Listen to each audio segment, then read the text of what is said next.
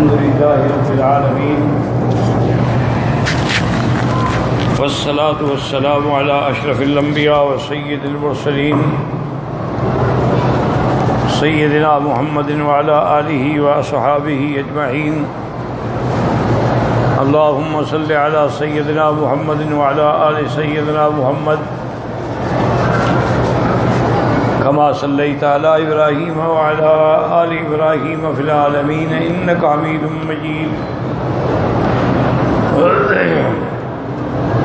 أعوذ بالله من الشيطان الرجيم بسم الله الرحمن الرحيم. فدلاهما بغرور فلما ذاقا الشجرة بدت لهما سوآتهما وطفقا يخصفان عليهما من ورق الجنة وناداهما ربهما ألم أنهكما عن تلكما الشجرة وأقل لكما إن الشيطان لكما عدو مبين. قالا ربنا ظلمنا أنفسنا وإن لم تغفر لنا وترحمنا لنكونن من الخاسرين. قال المؤلف والمفسر رحمه الله تعالى أدام النفع بعلومه وعلومكم في الدارين آمين إلى أن قال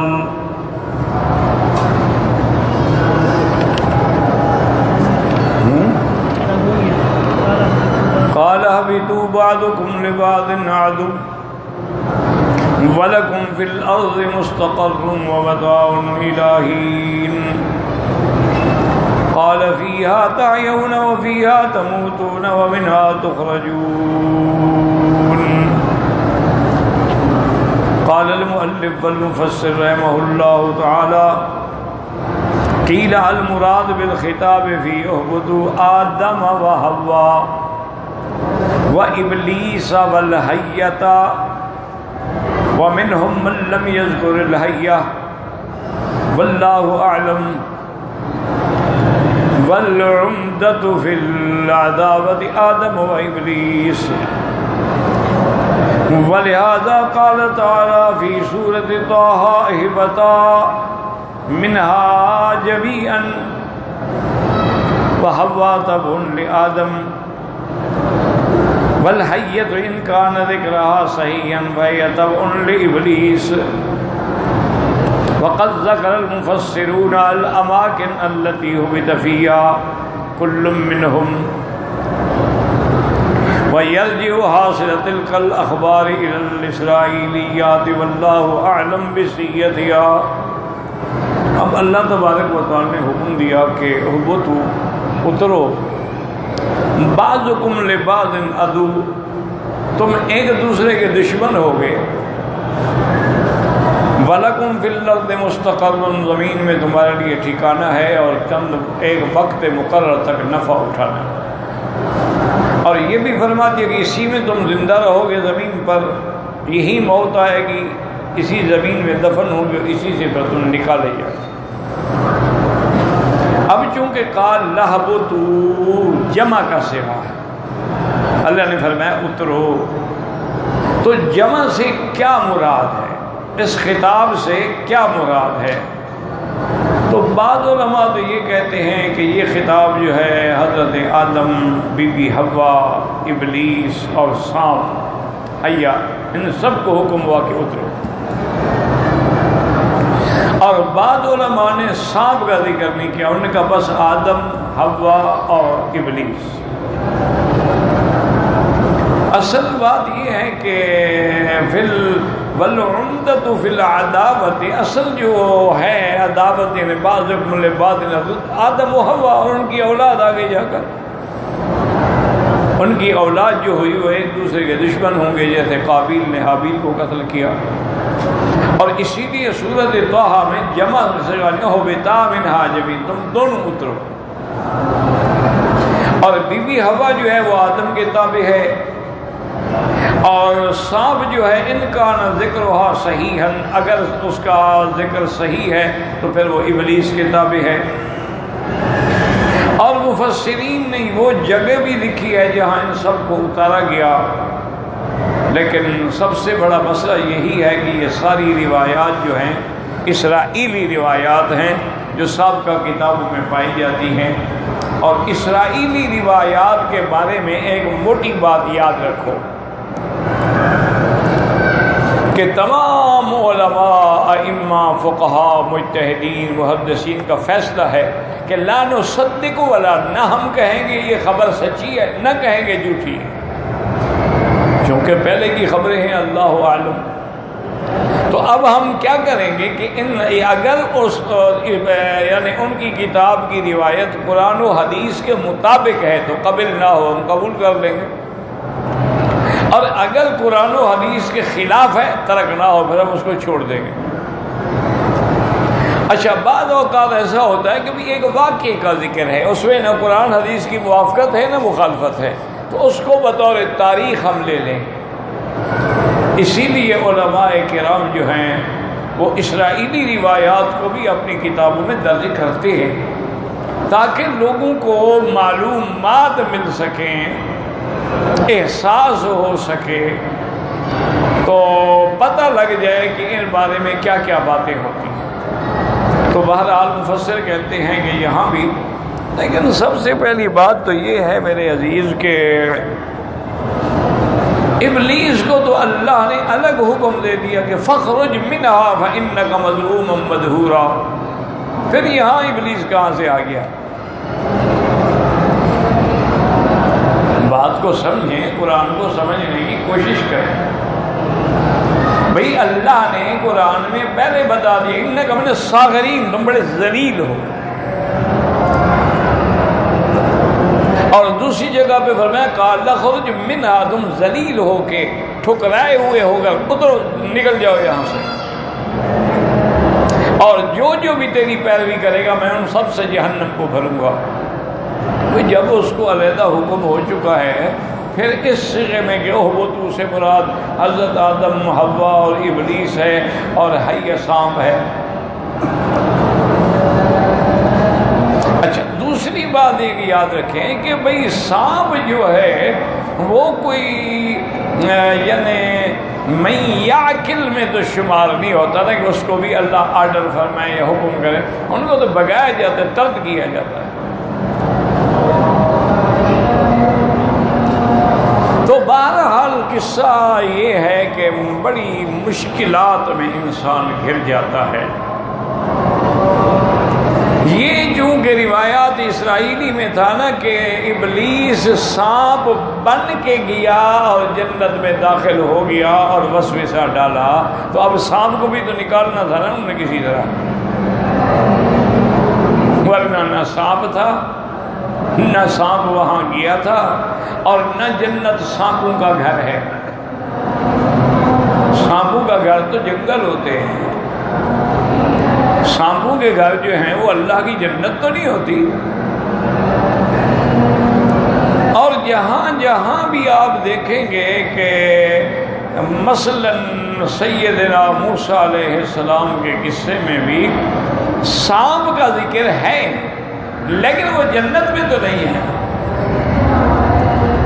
موسیٰ علیہ السلام تو زمین پہ تھے نا، اپنی بیوی کو لے کے جا رہے تھے، آگ دیکھی، وہاں تشریف لے گئے، اللہ نے چن لیا، نبوت عطا فرمائی، پھر حکم دیا تمہارے ہاتھ میں کیا ہے؟ تم نے کہا لکڑی ہے، کہا القیہا یا موسیٰ، اس کو فالقاہا فاذا ہی حیۃ، تو سانپ بن گیا، وہ تو معجزہ ہے موسیٰ علیہ السلام۔ تو اس لیے ہمیشہ یاد رکھیں کہ یہ ساری مشکلات اس وقت ہوتی ہیں جب ہم اپنے کسی قول کو سچا کرنے کے لیے بات بناتے ہیں، ورنہ سیدھی سی بات ہے کہ جمع کا صیغہ ہے، یہ بھی احترام آدم میں ہے کہ آپ اتر جائیں، یہ نہیں کہا گیا کہ تم نکل جاؤ، اس کو کہا گیا فخرج، نکل جاؤ۔ بات کو سمجھو،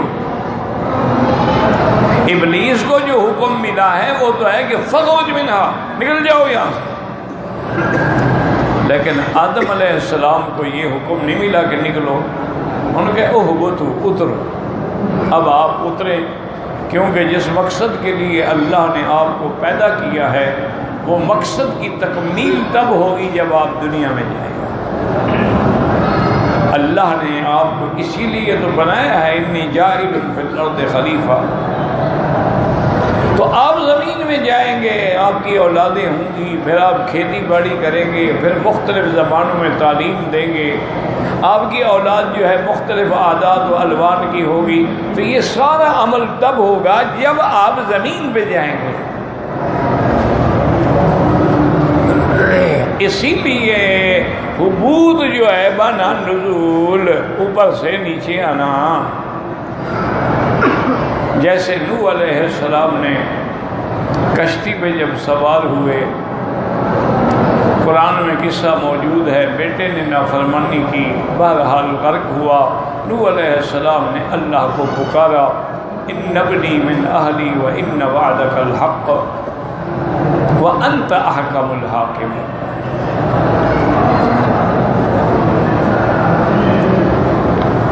تو یہاں پر بھی بڑی مشکل بات ہے، یاد رکھو۔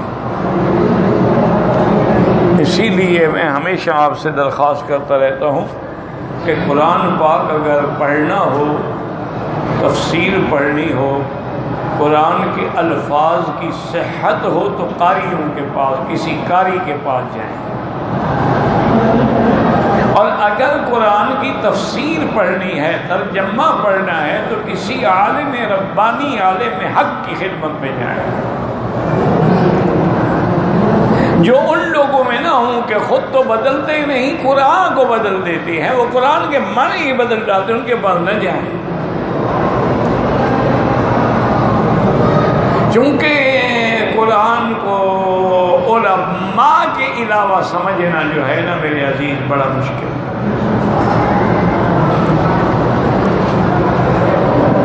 پرانی بات ہے کہ میں نے پتہ نہیں کسی باہر کے ملک میں ہی تھا، اتفاقاً مودودی صاحب کا ذکر آ گیا، اللہ ان کی قبر پہ رحمت فرمائیں، تو میں نے بتایا کہ مودودی صاحب کے بڑے خدمات ہیں، لیکن ان کے بڑے زلات بھی ہیں، ان سے غلطیاں بھی بہت بڑی بڑی،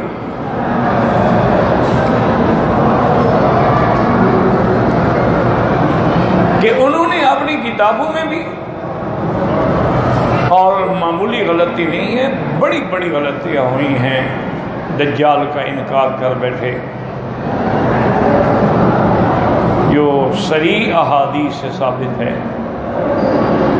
اسی طرح عیسیٰ علیہ السلام کے آسمان پر اٹھائے جانے کے بارے میں بھی گول مول بات کر گئے، اور جی کوئی سمجھ نہیں آتی کہ یہ رفع حقیقی ہے یا حقیقی نہیں ہے، ٹھوکر کھا بیٹھے۔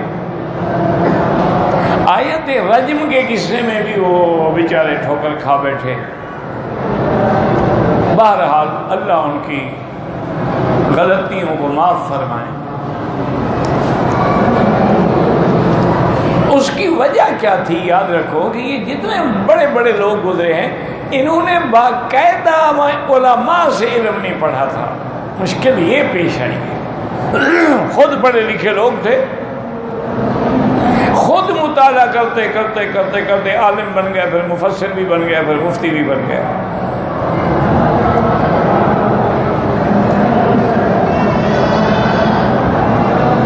تو وہ میرے پاس آیا جہاں میں ٹھہرا ہوا تھا، اس نے کہا جی آپ نے مودودی صاحب کے بارے میں باتیں فرمائی ہیں، میں فلاں عہدے پہ ہوں، میں اتنا پڑھا لکھا آدمی ہوں۔ میں نے کہا آپ زیادہ بحث نہ کرو، آسان بات میں تم کو بتا دوں کہ تفسیر معارف القرآن جو مفتی محمد شفیع رحمۃ اللہ علیہ نے لکھی ہے، اچھا اسی طرح تفسیر معارف القرآن حضرت ادریس کاندھلوی نے بھی لکھی ہے، دونوں اردو میں۔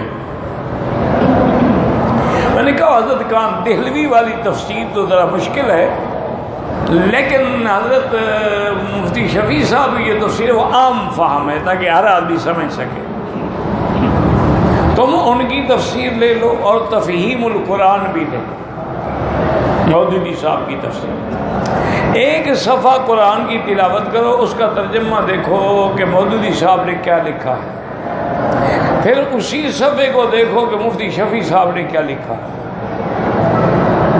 وہی صفحہ ادھر بھی پڑھو ادھر بھی پڑھو، پھر 5-10 دن کے بعد مجھے ٹیلی فون پہ بتا دینا۔ اس نے مہربانی کی، میرا کہنا مان لیا، 10 دن تو بڑی بات ہے، تیسرے دن فون آ گیا، اس نے کہا حضرت مجھے سمجھ آ گئی، واقعی مودودی صاحب نے بہت بڑی غلطیاں کی ہیں۔ جب ہم نے تقابلی مطالعہ شروع کیا ہے تو اب ہمیں پتہ لگا ہے کہ مودودی صاحب کی کیا کیا غلطی ہے۔ جب ہم ایک چیز دیکھ رہے ہیں تو تقابل کے بغیر غلطی کا معلوم ہی نہیں ہو سکتا نا۔ جب تقابل ہوگا کہ اس آیت کے ترجمے میں حضرت نے کیا لکھا ہے اور انہوں نے کیا لکھا ہے تو بات سمجھ آ جائے گی۔ انہوں نے کہا جی بس مجھے سمجھ آ گئی بات، میں سمجھتا تھا کہ مولوی حضرات اپنی کسی ناراضگی کی وجہ سے مودودی صاحب کی مخالفت کرتے ہیں۔ اللہ کے بندے کیا ناراض ہیں؟ کوئی الحمدللہ عالم حق کسی کے ذاتی معاملات میں ناراضگی نہیں ہوتی، اللہ کے دین کے لیے الحب فی اللہ والبغض للہ، محبت بھی اللہ کے لیے اور بغض بھی اللہ کے لیے۔ تو اس لیے بہت بڑے مسئلے، اب دیکھیں نا جی کہ مثلا نوح علیہ السلام کے قصے میں اللہ نے حکم دیا کہ کشتی میں سوار ہو جاؤ اور جوڑے جوڑے بٹھا لو، چل پڑے۔ بیٹا سامنے کھڑا ہے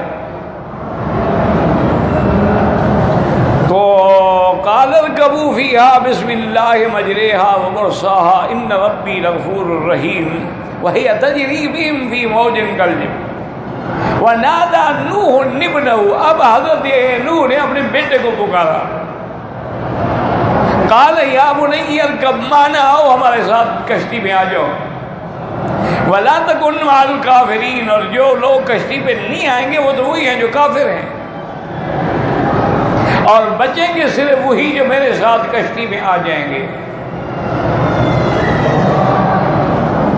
تو بیٹے نے کہا کہ سآوی الی جبل یعصمنی من الماء، یہ سامنے پہاڑ ہے، میں دوڑ کے پہاڑ پہ چڑھ جاؤں گا، اتنا اونچا پہاڑ ہے، مجھے پانی سے بچا لے گا۔ طوفان کا پانی کتنا آئے گا؟ 2 میٹر 4 میٹر 10 میٹر، پہاڑ تو 2000 میٹر اونچا ہے۔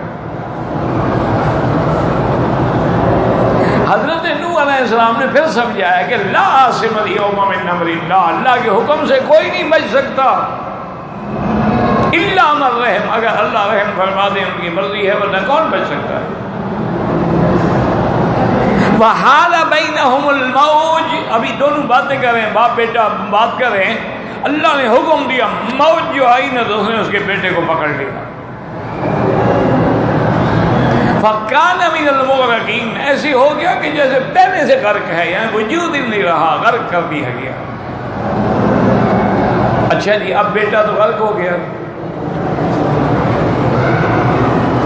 اب نوح علیہ السلام کشتی پہ جا رہے ہیں، اور وہ کشتی اللہ کے حکم سے جودی پہاڑ ہے، اس کا نام ہے جودی، اس پہاڑ کے کنارے پہ جا کے وہ کشتی لگی اور اس پہ حضرت اترے۔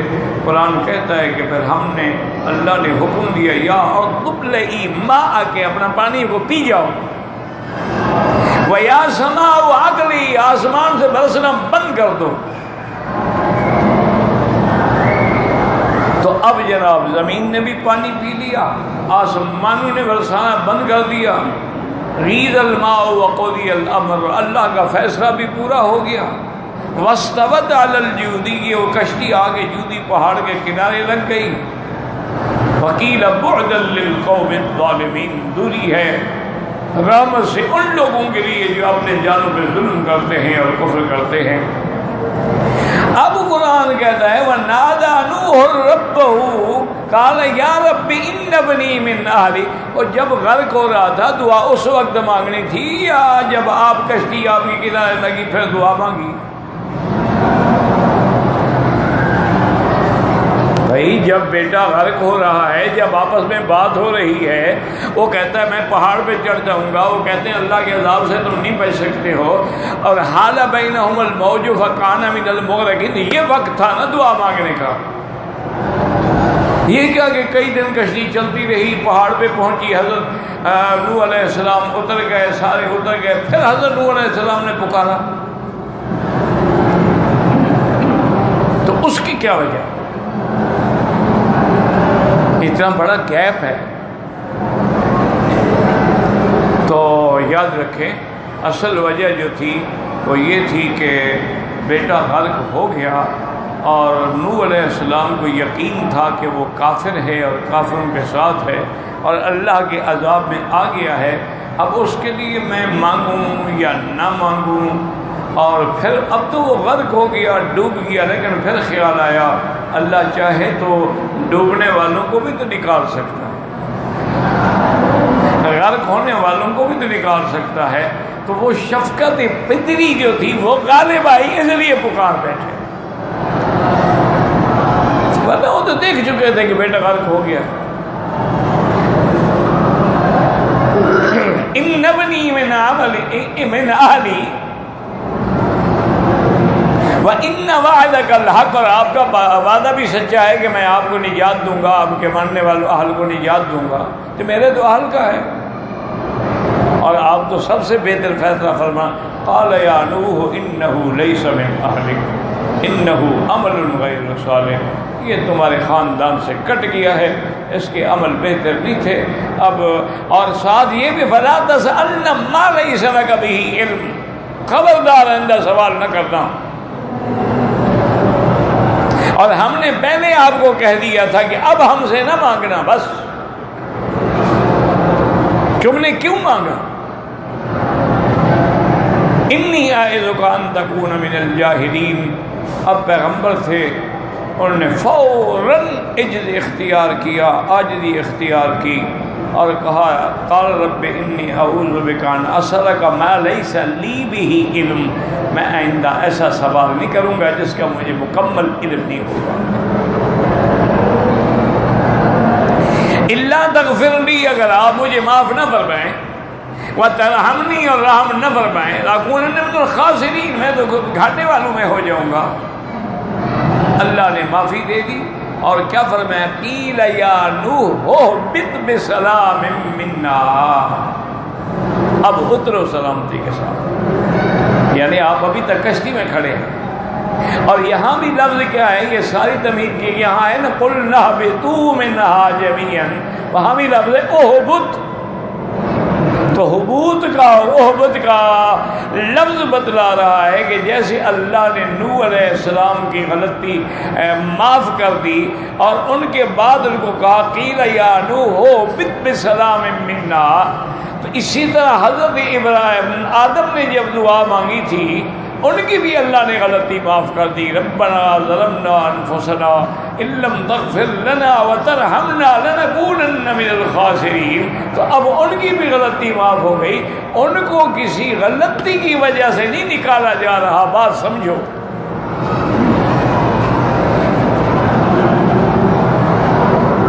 بھائی ابلیس کو تو اس کی غلطی کی وجہ سے نکالا گیا، وہ تو اکڑ گیا، استکبر تھا،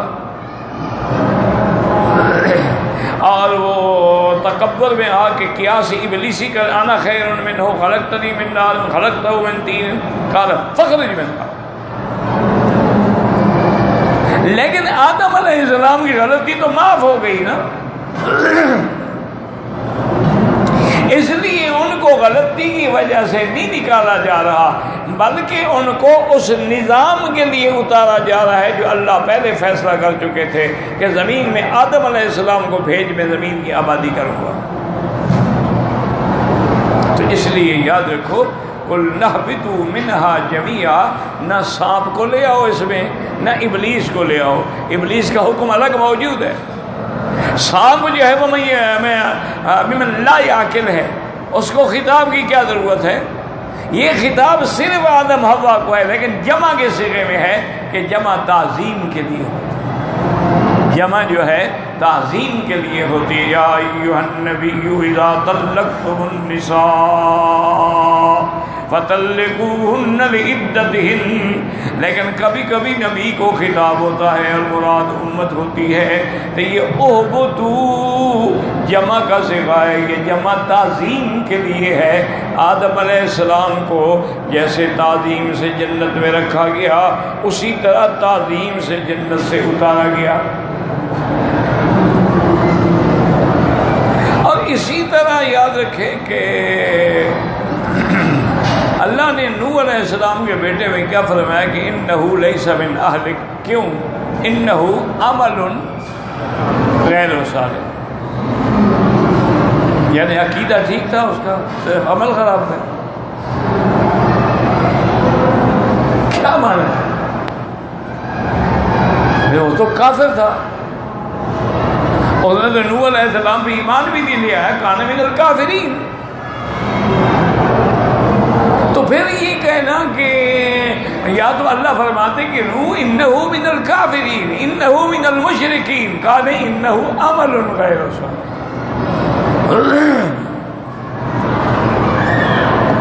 تو یہاں عقیدے کے بجائے عمل کا ذکر کیوں ہوا؟ اچھا اسی طرح دیکھیں فرعون کی بیوی نے جب ایمان لے آئی، اسلام لے آئی، ظالم فرعون نے ان کے ہاتھوں میں میخیں لگوا دی،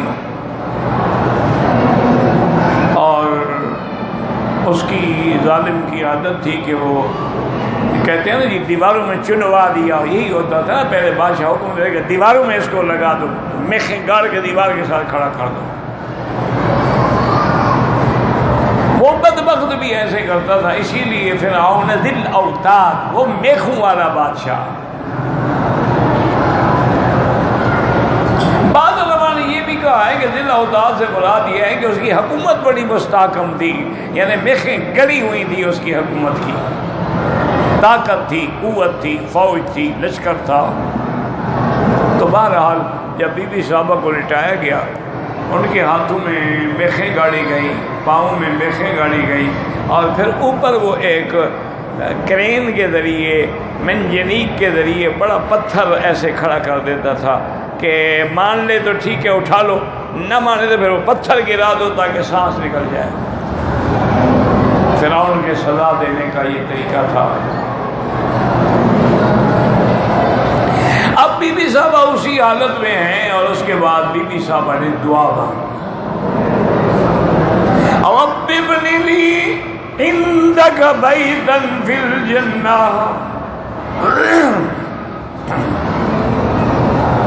ونجنی من فرعون وعملہ۔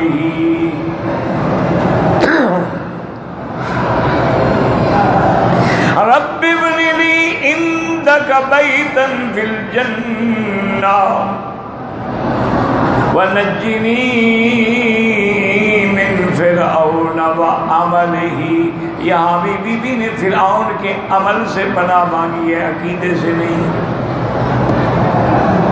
حالانکہ فرعون تو خدا بن بیٹھا تھا، اس نے تو اپنے آپ کو رب کہلانا شروع کر دیا تھا۔ وَنَجِّنِي مِنَ الْقَوْمِ الظَّالِمِينَ۔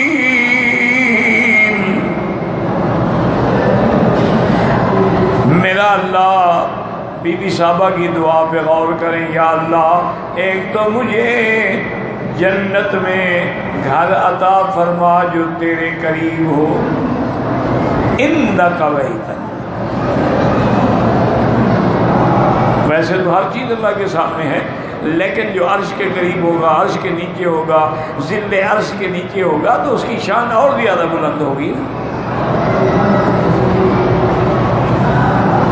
اچھا اللہ نے وہ دعا کیسے منظور کی کہ سب سے اعلیٰ گھر جو ہے قیامت میں جنت میں عرش کے قریب اور اللہ کی رحمتوں کے سائے میں سب سے اعلیٰ جو ہے وہ حضور حضرت محمد مصطفیٰ کا۔ حضور سے کسی کا گھر اعلیٰ نہیں، کسی کا بھی گھر، تمام انبیاء کا بھی گھر حضور سے اعلیٰ نہیں۔ تو اللہ نے اپنے قریب کیسے گھر دیا کہ وہ بیوی بنے گی محمد مصطفیٰ۔ جب بیوی بنے گی تو ان کے گھر میں آ جائیں گے، تو اس سے اور کوئی گھر ہے اندر کا پھر جنہ؟ کیسے جزا ملی ہے یار، سوچا کرو۔ واہ میرا مولا، فرعون کے گھر سے اٹھا کے محمد کے گھر میں پہنچا دیا جل شان ہو۔ یا اللہ ہمیں بھی ذلت سے اٹھا کے عزت کے مقام پہ پہنچا دے، گناہوں سے اٹھا کے نیکیوں میں پہنچا دے، غلط عقیدوں سے اٹھا کے ہمیں صحیح عقیدے نصیب فرما دے، ہماری ظاہری باطنی روحانی جسمانی بیماریاں دور فرما دے۔ تیرا شان یہ ہے کہ دیکھیں، رب ابن لی عندک بیتا فی الجنت ونجنی من فرعون وعملہ۔ اللہ اکبر۔ اس سے مراد کیا تھا کہ یہ جو عمل ہے فرعون کا، بیخیں گڑوانا، دیواروں میں چنوانا، پتھر بار بار پھینک کے مروا ڈالنا، یا اللہ میں صرف فرعون سے نہیں اس کے عمل سے بھی پناہ مانگتا ہوں۔ اچھا آگے پھر کیا اتنا کافی تھا نا؟ وَنَجِّنِي مِنَ الْقَوْمِ الظَّالِمِ۔ ایسا نہ ہو کہ فرعون سے نکل کے میں کسی اور ظالم کے ہاتھ میں آ جاؤں، کہ فرعون تو ناکام ہو جائے لیکن کوئی اور ظالم مجھے پکڑ لے۔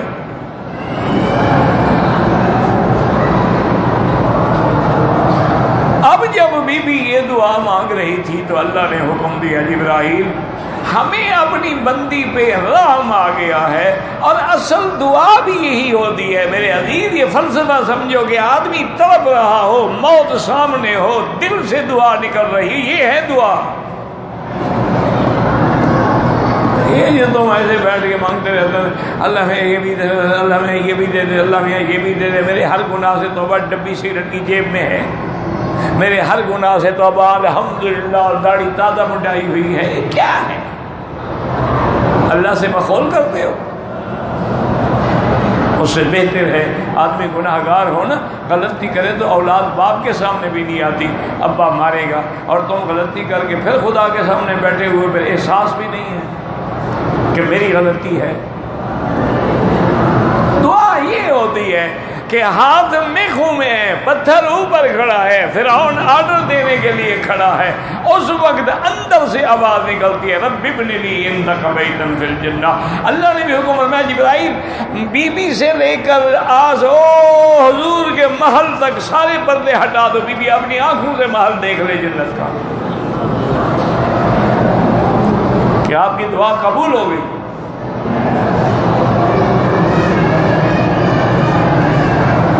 تو جب بی بی نے دیکھا تو بی بی تو خوش ہو گئی نا، تو مسکرانے لگی، تو فرعون کہنے لگا اچھا عذاب کو دیکھ کے پاگل ہو گئی، دیکھ یہ ہنسنے کا مقام ہے، بی بی ہنس رہی ہے، اور ظالم تم ظلم کو دیکھ رہے ہو، بی بی جنت کو دیکھ رہی ہے۔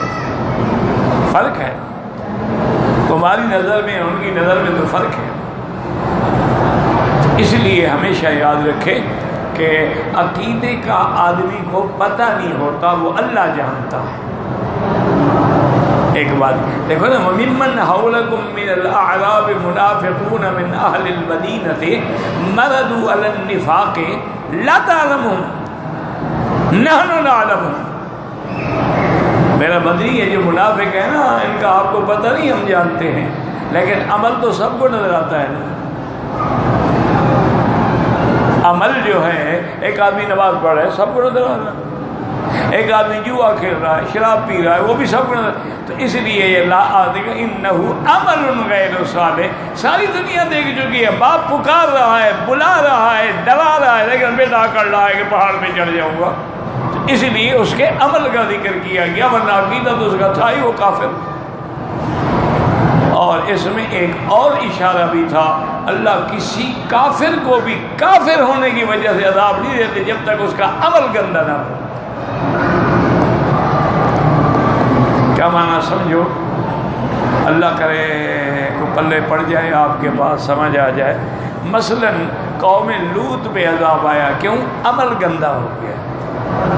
کافر کو بطور کافر کے اللہ عذاب نہیں دیتا، کافر بھی اللہ کا بندہ ہے، مسلمان بھی اللہ کا بندہ ہے، وہ بھی اللہ کی بندہ، لیکن کافر جب جرم کرتا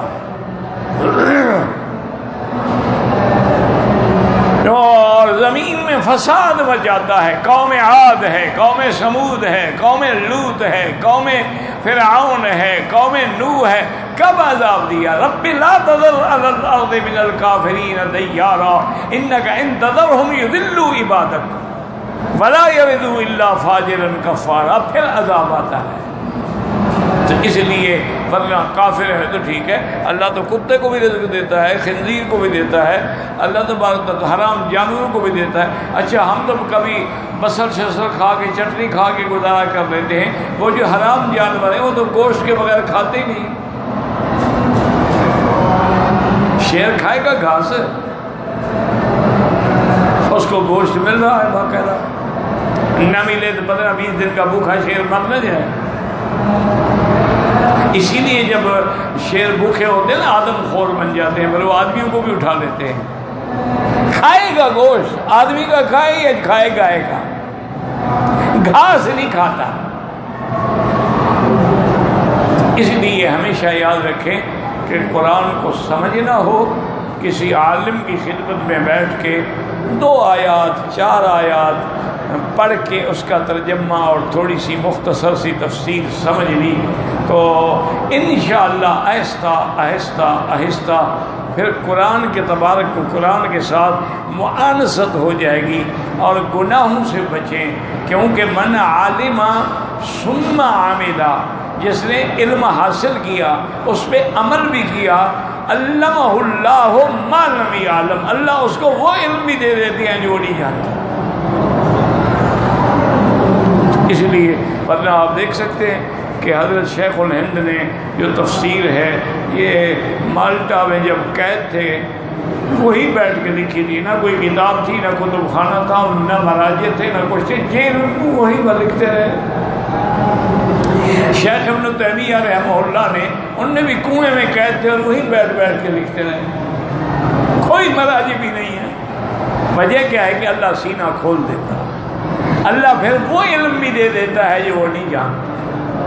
اسی لیے اللہ کہتا ہے کہ جو میرے بندے ہیں علمناہ من لدنا علما، ہم ان کو اپنی طرف سے علم دیتے ہیں،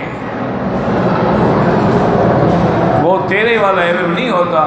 ہمارے والا علم تو ہے نا کہ استاد کہہ دیتا ہے وہ چپ کے بیٹھے پڑھو بھائی بسم اللہ بار بار، لیکن اللہ جب علم دیتا ہے وہ کہتا ہے میرے مدنی اپنی زبان میں نہ ہلاؤ، لا تحرک بہ لسانک ان علینا جمعہ وقرآنہ فاذا قرأناہ فاتبع قرآنہ، بس آپ سنتے رہیں، باقی سب ہم قرآن بھی سینے میں بٹھا دیں گے، تفسیر بھی پڑھا دیں گے۔ تو انبیاء کا علم الگ ہے، ہمارا علم جب تک زبان نہ ہلے اور جناب متھا نہ مارے نہیں آتا ہے، وہاں حکم ہے کہ نہیں زبان کو بھی حرکت نہ دیں، سنتے رہیں بس، ہم جو آپ کو جمع کر کے سینے میں بٹھا دیں گے۔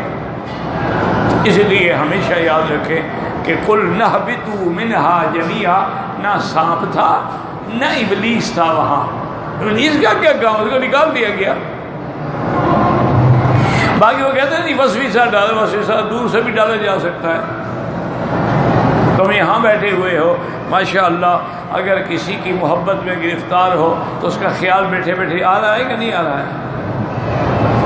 وہ کیسے کپڑے پہنے ہوگی، آج اس نے میک اپ کیسے کیا ہوگا، کاجل کون سا لگایا ہوگا، ڈریس کون سا پہنا ہوگا، ہیئر سٹائل کیسے ہوگی، یہ یہاں بیٹھے بیٹھے تم اس کی پوری تصویر دیکھ رہے ہو۔